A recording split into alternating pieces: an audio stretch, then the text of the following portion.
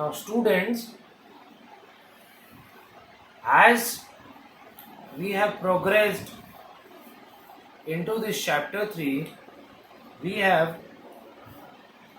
done the meaning of joint stock company, the sources of long term funds and short term funds.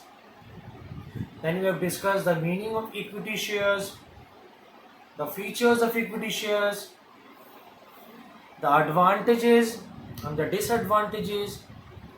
We have done the meaning of preference shares, the types of preference shares, the meaning and preference shares, types of preference shares, the advantages and disadvantages of preference shares from the company's point of view and the investor's point of view.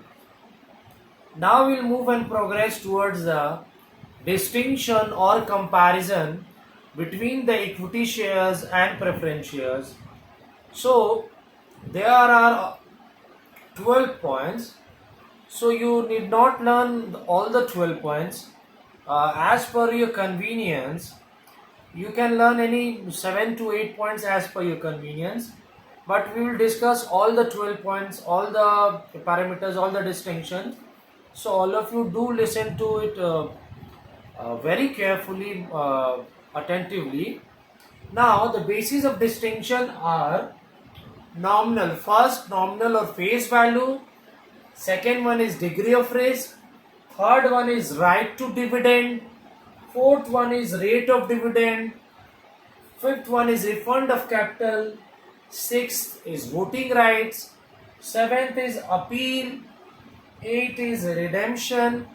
9 point is convertibility. 10 point is arrears of dividend. 11 point is order of refund. And the last 12 point is further issue of shares. So as all of you can see, all the distinction I have made there. Now we'll discuss the first distinction, the point of distinction first, the face value or the nominal value of shares. As you know, the face value, each shares carries a distinct face value or rupees of share or nominal value.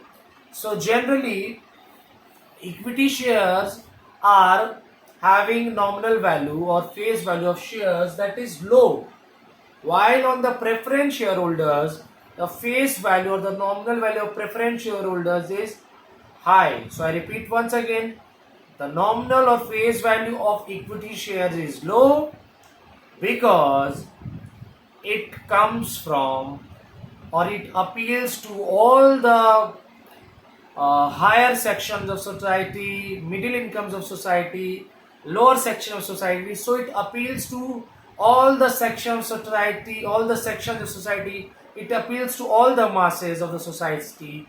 That's why its face value or nominal value of equity shares is low, and the face value or nominal value of preference shares is high because only the conservative and the cautious investors prefer these preference shares. Now we move to the next basis of distinction, that is degree of risk attached. So generally, the degree of risk is very high in case of equity shares. Either the equity shareholders sink with the company or swim with the company, because when the company earning is high, they swim with the company, they get to have a share in the prosperity and the profits of the company. And when the company is incurring losses, the equity shareholders sink. They do not have a chance to claim for dividends, or they do not have a regular and timely payment of dividend, and the equity shareholders do not also have the repayment of capital that is to be fixed.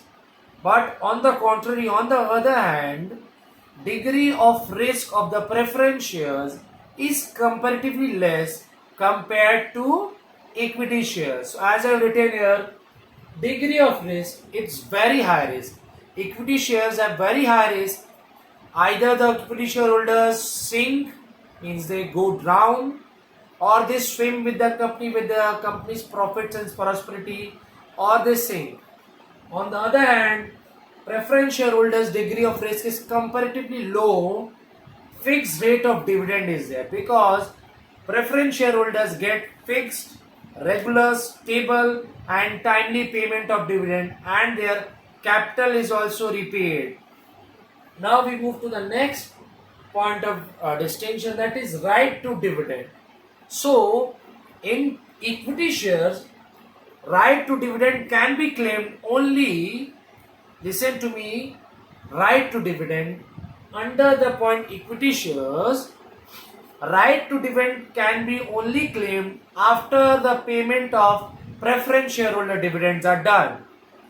And in the preference shareholders, it is done prior to equity shares because preference shareholders gets their dividend at the very first. So prior means advance or firstly. So right to dividend on equity shares are entitled or right to get receive dividend from the company when the company pays to the preference shareholders and other sorts of securities and shares after all the obligations are met. But in the case of preference shares, the right to dividend can be claimed, which is met at the prior to equity shares, and it is done at the very beginning. Means regular and stable dividends are paid by the company prior to equity share. Now we move to the fourth point, that is rate of dividend. Now, rate of dividend in the case of equity shares, the rate of dividend in equity shares is not fixed. Rate of dividend in equity shares is not fixed because it varies or differs with company's profits. Because rate of dividend is not fixed because the equity shareholders are not entitled to receive a steady and regular dividend. So the rate of dividend is also not fixed. Rate of dividend fluctuates and varies with the company's activities and the company profits.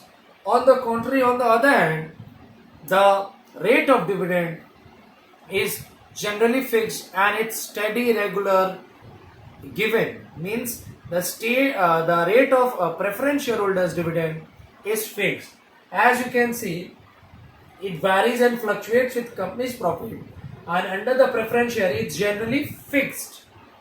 Now we move to the fifth point, that is refund of capital.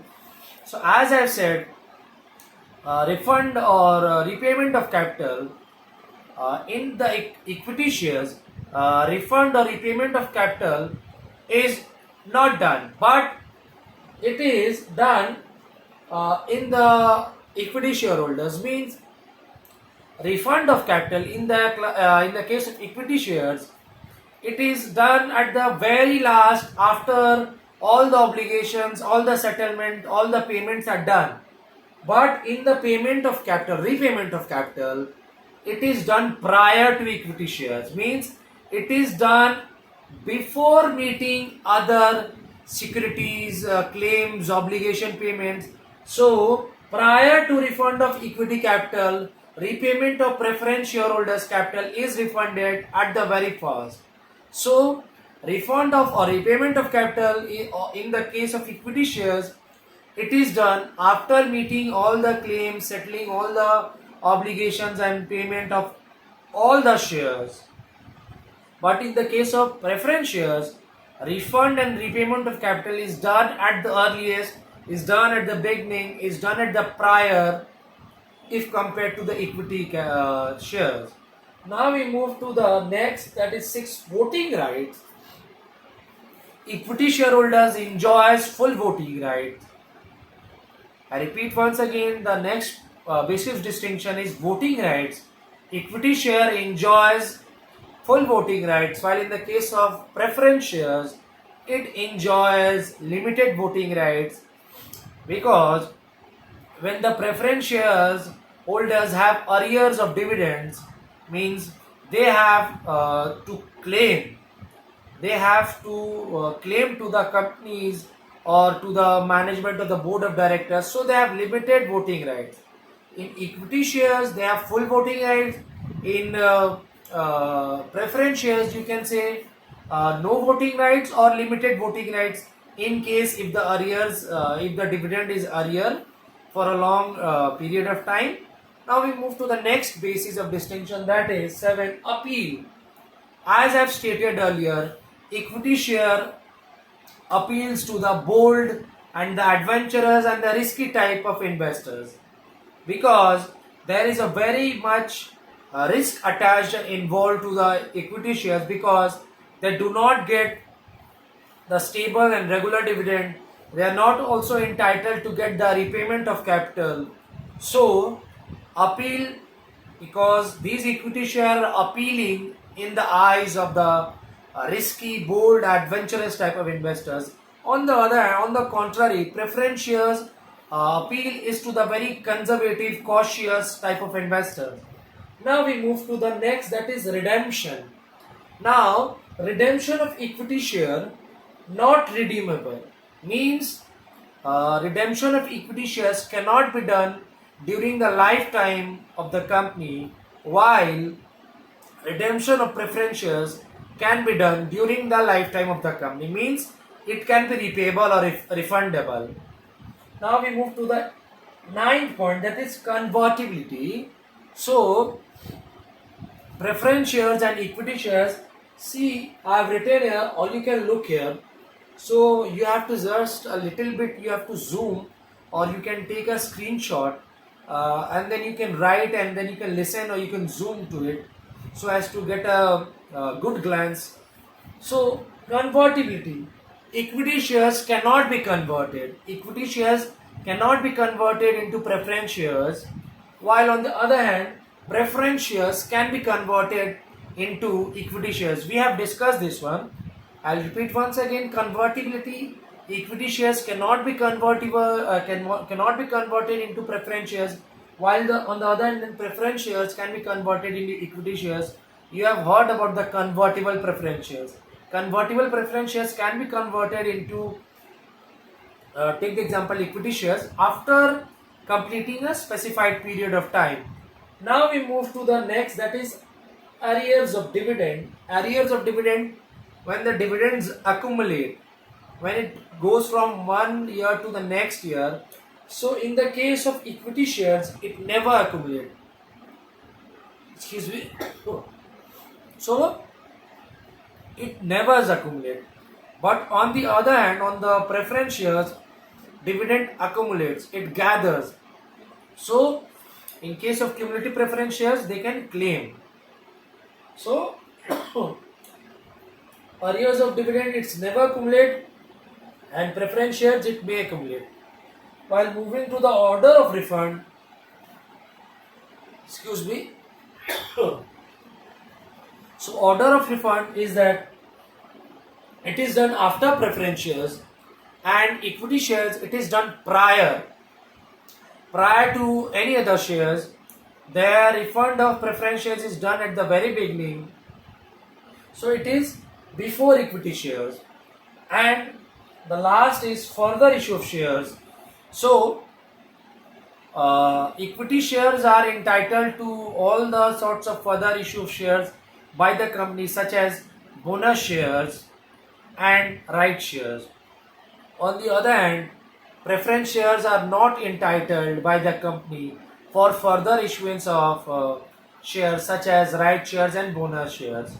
So I have written, you can, all of you commerce students of class 12, you can look at the point of distinction, all the 12 points of distinction, and the distinction between 2 points, equity shares and preference shares I have written all here.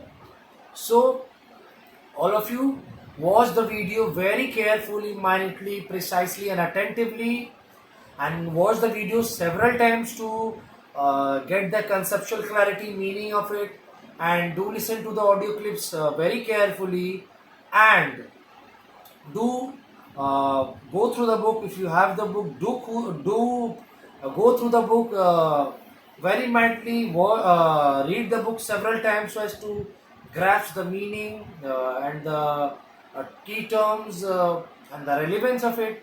And if after that also if you face any sorts of doubt, do revert back it to me, so I can get in touch, so I can consult and provide you the required assistance.